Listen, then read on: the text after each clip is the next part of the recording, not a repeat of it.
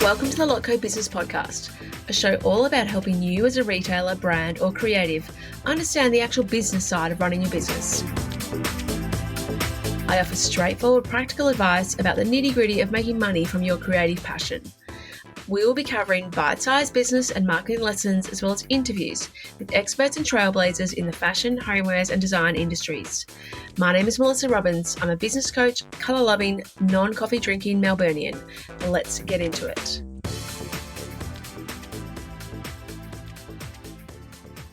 First of all, I'd just like to acknowledge the Wurundjeri people who are the traditional custodians of this land. I'd also like to pay respect to the elders, both past, present, of the Kulin Nation, and extend that respect to other Aboriginal and Torres Strait Islander peoples present today. I have a special guest here today, Katherine Mullet, who is a proud Gunaikurnai and Monero Ngarigo woman. So I hope I've said that right, Katherine. Katherine has a passion to share stories and to support allies, to learn more about First Nations people, their history, and support a change and a more exclusive world.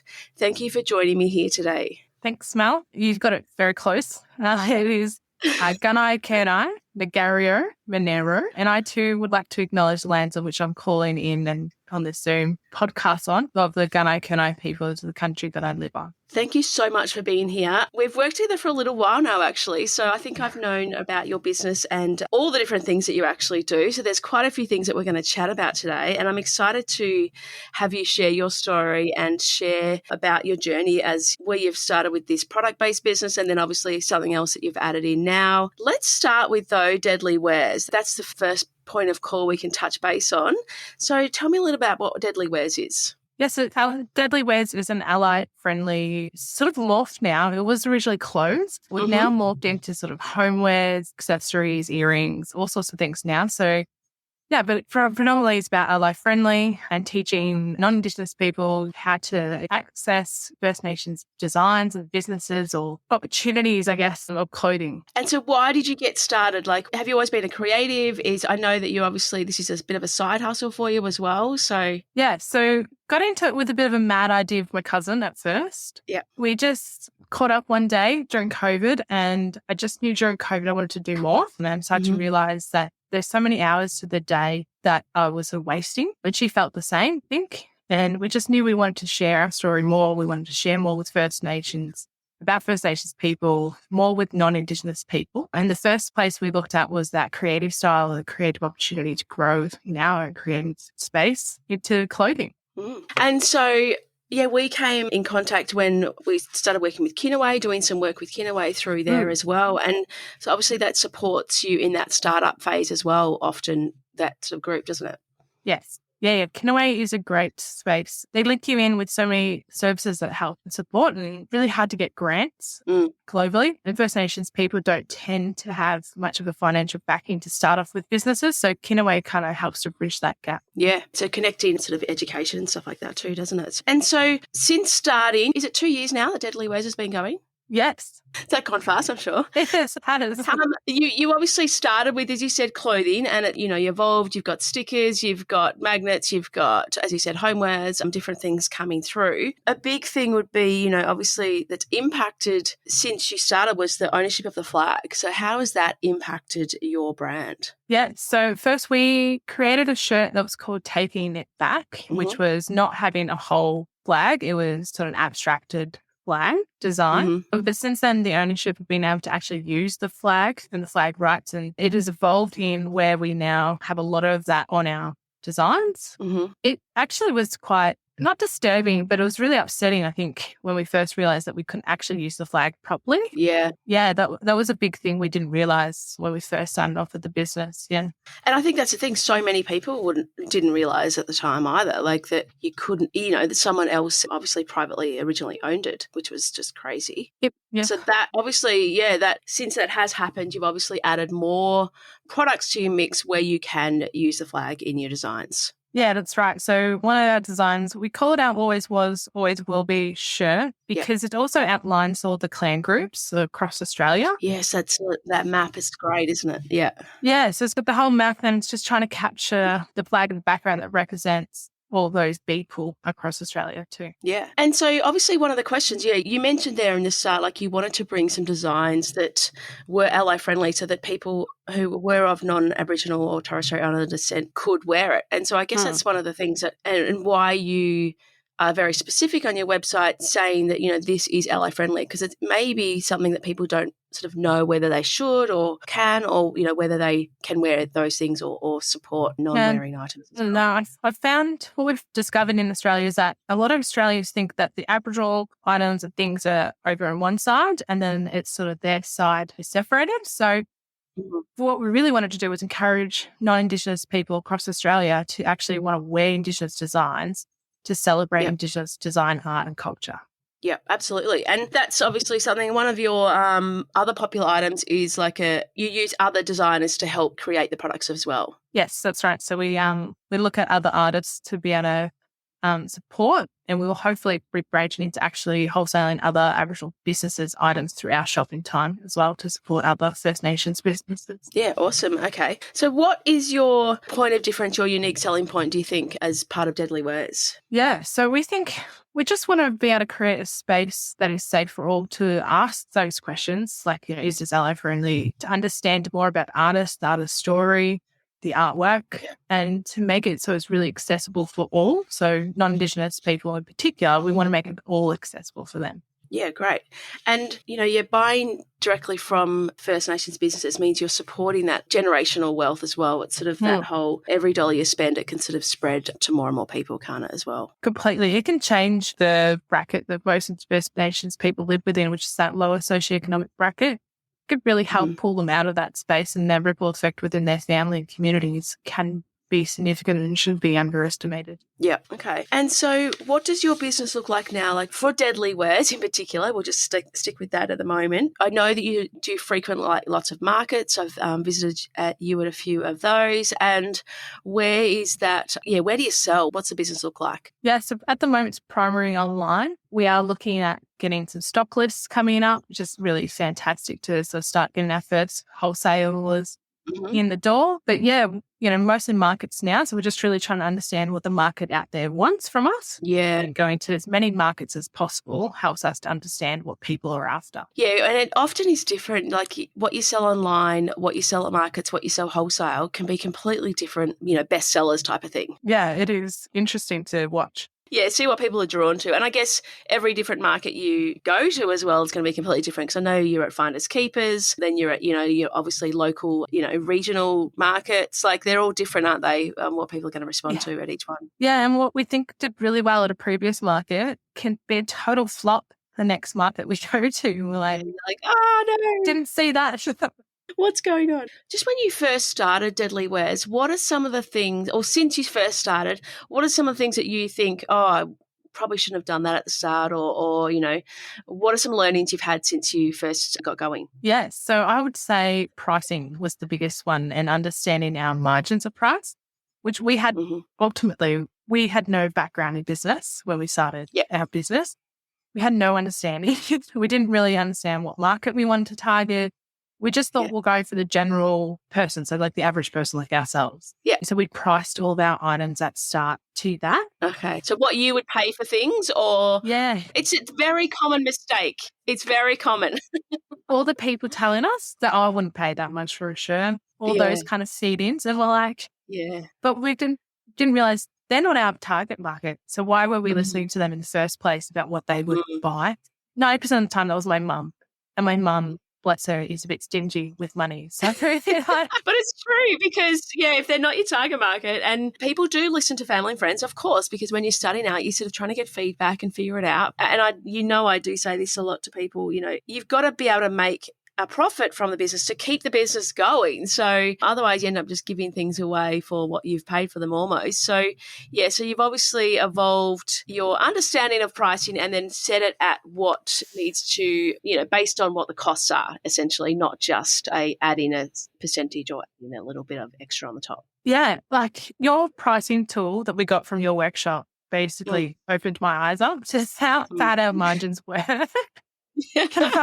And no wonder the business was like, we kept feeling like we're sinking money into the business to get to the next sale, to try and do the next product. Yeah, and we're so focused on trying to get more and more product lines. We really didn't focus in on what we had already got online Yeah. Yeah. and did that well. Yeah, it's all learnings. And we're, like you said, we're only about 2 years in. Yeah. Got a long way to go, but we're doing well now. And that's the Yeah. difference. Like we have started to understand all those things. Yeah, that's good. And also, I think one of the things that I know about your business, because I was obviously working with you in that close format, is that even your suppliers, like some of those were probably more middlemen suppliers, if you could say, in terms of they weren't for a brand, so to speak. They're more like if you're just getting 10 T-shirts printed or something Sporting like that. clubs. So having the right suppliers. And now we've actually just found a new supplier who also offers fair trade shirts, which feeds into everything as well that we do. Because, we want to care for country. We want to look after country.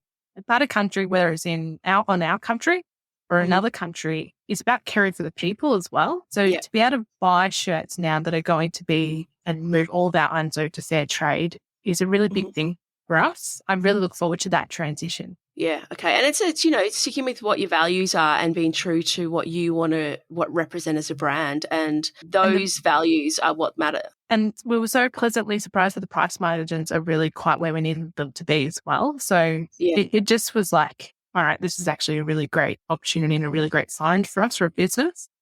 Yeah. And I think, as you say, like continuing to evolve that, like it's okay to start off in one way, then keep looking at things and going, well, can I get it better? Or if I'm going to start wholesaling and I can get that volume up, can I get a slightly better deal with my supplier, or negotiating those things too? And understanding those things, that you don't just get one and stick with it and that's it. No, that's it. Just keep looking. Keep looking.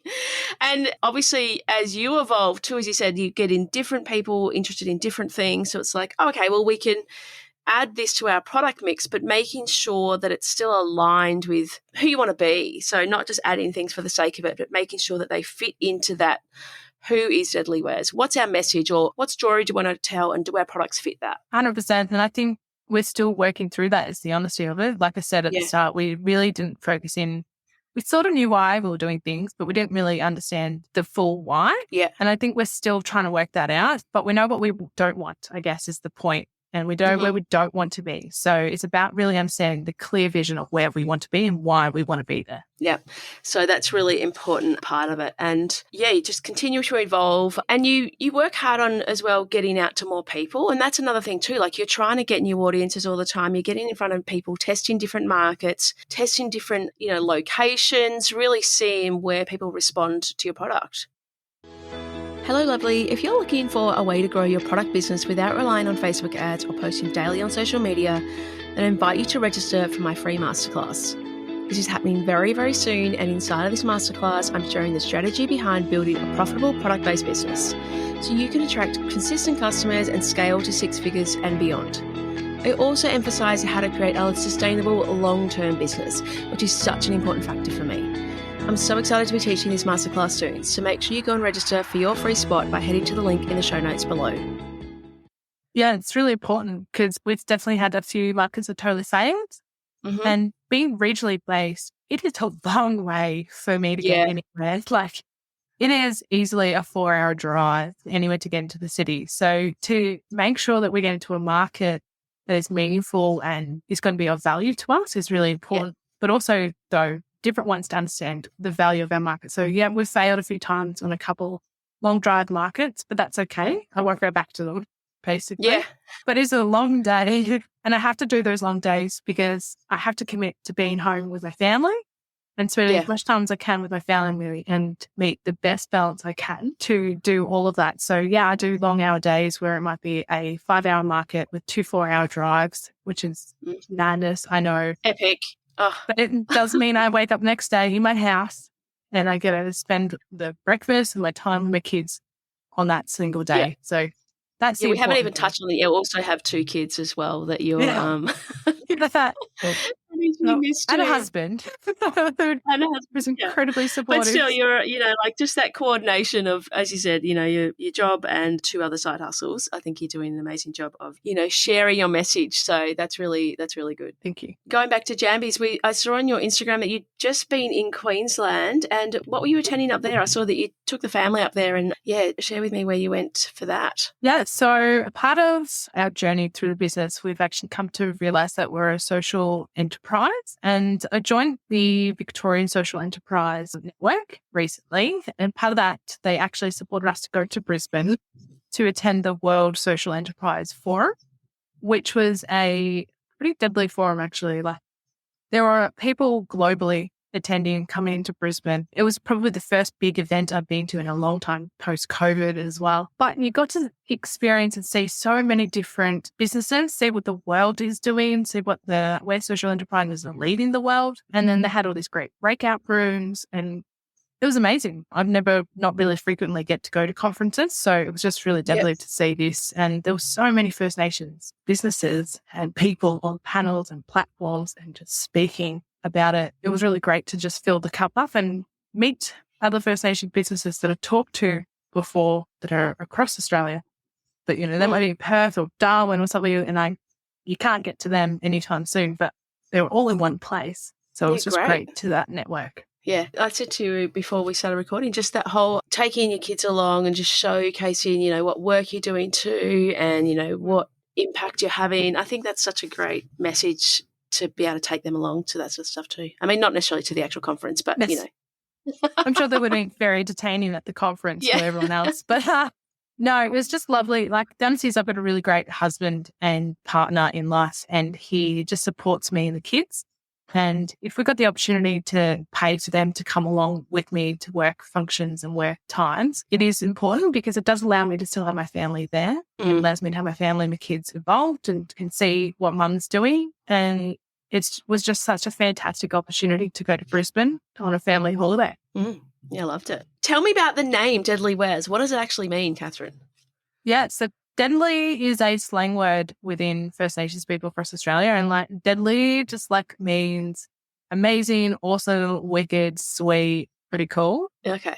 And it just worked when we put it down on paper. Yeah, it captures the whole essence of what you wanted the brand to be. Yeah. Yeah. And we're seeing a lot more non-Indigenous people using the word deadly, and we think it's just, it's people are more wanting to capture and bring in those, connect more to First Nations. Yeah. Great. Okay, I love it. Obviously, Deadly Wears is only one of your side hustles. It's only one aspect of everything else you do. Not obviously, but you are also a full-time employee. You're general manager on country and sorry, I'm going to say this. This is part of it, isn't it, Katherine? I just don't know how to pronounce this properly. And so this is the whole thing, learning how to say it, learning the language and being able to speak it in a way that obviously is accurate. So I'm going to try that again. Gunaikurnai Aboriginal Land and Water Corporation. That's it. Did I get it right that time? You did. You did really well. I'm getting better. Okay. But this is the thing. So obviously your full-time role, you've got Deadly Wears, and then you've started another business. Can you share a little bit about that? Yes. So the second business, sort of, I guess, understanding more about Deadly Wears and the market and the opportunities out there, really identified that there was another gap within the market. And I think that there's a lot of people wanting to learn again more about First Nations people, about that truth-telling, who they are, what community thinks and feels, and understand that they didn't learn much at school. So we actually started a business called Djambies. And Djambies in Gunaikurnai language means friends. So we wanted to create friends through this platform because we think to be really a strong future for Australia is for us to be strong allies, and that really means for us to all be friends. Absolutely. So what is it actually like? How can you educate people more? How can they educate themselves or support more First Nations businesses? Yeah, so Djambies is basically the platform that provides all of that. So the other thing what we learned was there's a lot of information out there, but there's a lot of mistruths as well. And people are really concerned about what kind of resources they're reading, what sort of resources are they accessing, what businesses are they purchasing from? Are they actually a First Nations owned business? Or are they what you consider a blackface business, which is a business that isn't actually Aboriginal, presents as if it is First Nations designed or sort of. So there's a lot of bush food businesses out there that present as Aboriginal businesses, but they're actually non-Indigenous owned. So Djambies is about creating a resource where all of that background and research has already been done. So everything you purchase from us either A, goes towards First Nations artists through royalties, goes back to a First Nations owned business, or it goes back to it's got resources that are concerned from an Indigenous perspective to help try and challenge how we think and see stories around colonisation, everything to do with Australia. But it also, on top of that, provides you with an online platform where you can go to present online. And it just talks about really simple subjects for the first year. At the moment, you can sign up for a 12-month subscription, but it might be as simple as one of the presentations is just about what is the difference between acknowledgement of country or a welcome to country. Mm-hmm. And many don't know that there is a vast difference between those two. Yeah. And so this platform just helps to simplify these things, simplifies the questions, and helps people to just learn in a safe space. Okay, yeah. So obviously you mentioned at the start there that it's some of things are products and some things you can get sent to you every month, or you can do it as an online version. So it's not necessarily about product, but it's about that education piece as well. Yeah, whatever someone's really after. Yeah. And so as a little reference, who should be getting Djambies? Like, what's a sort of person or group or, who could benefit from getting this information, these boxes or online service? The honesty is I would say nearly everyone. Anyone who has an interest to learn and understand more, anyone who wants to just understand the basics of First Nations people, like, why is the Central Desert community, their cultural background, so vastly different to those of New South Wales and Victoria? There are differences.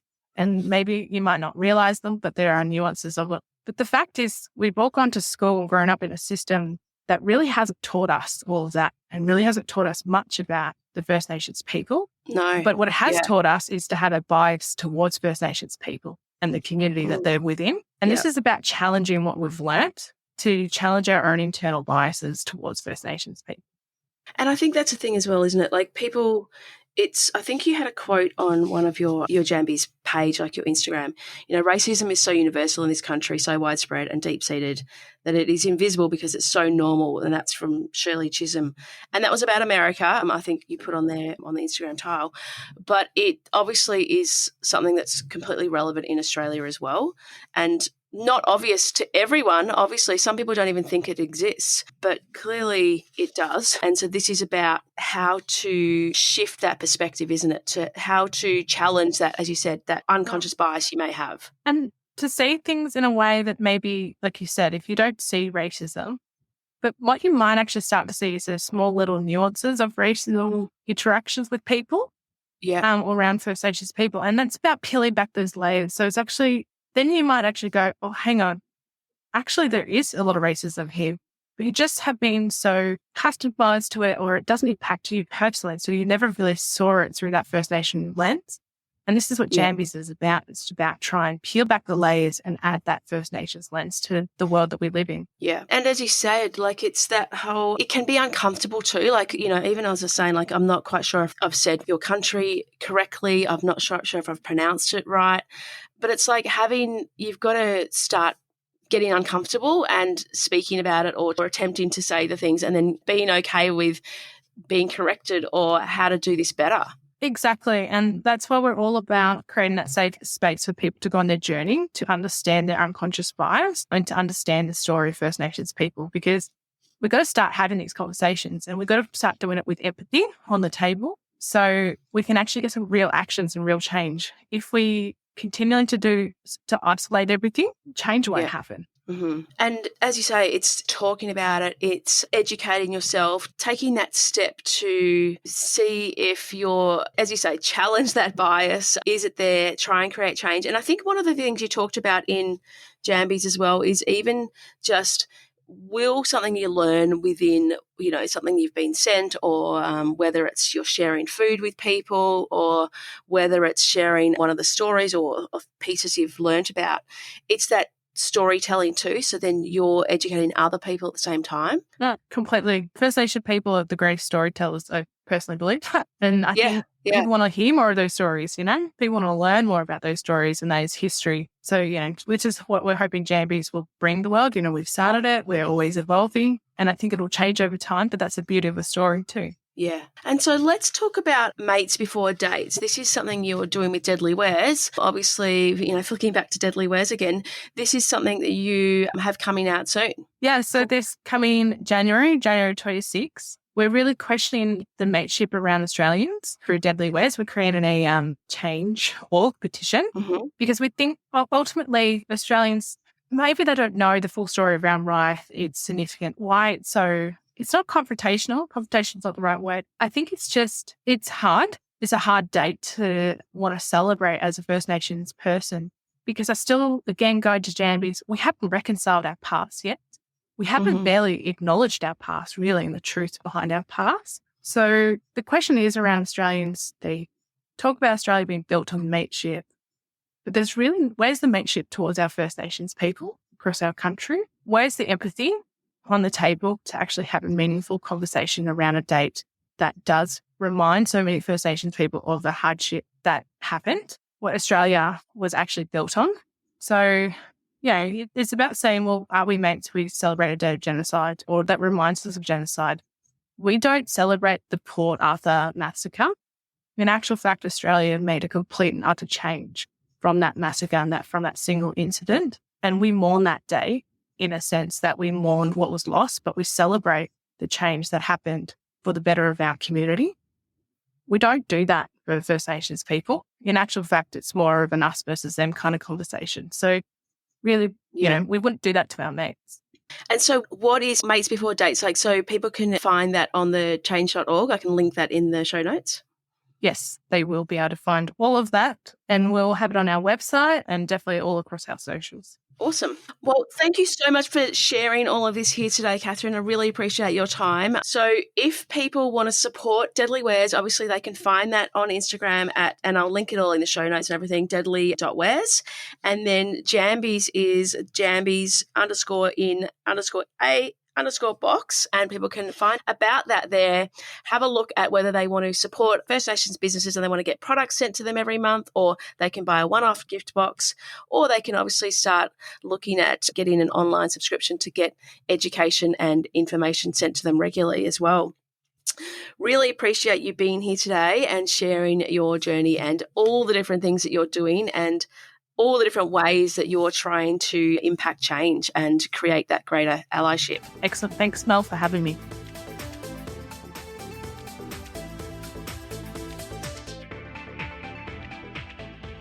Thank you so much for listening to the Lotco Business Podcast. If you enjoyed this episode, please make sure you subscribe to receive future episodes as they are released.